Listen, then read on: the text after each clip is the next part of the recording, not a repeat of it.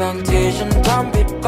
แต่ว่าเธอก็ให้อภัยเพราะว่าเธอไม่เหมือนกับใครที่เดินเข้ามาแล้วเขาก็ไปฉันไม่เคยจะมีอะไร but girl you come to shake my life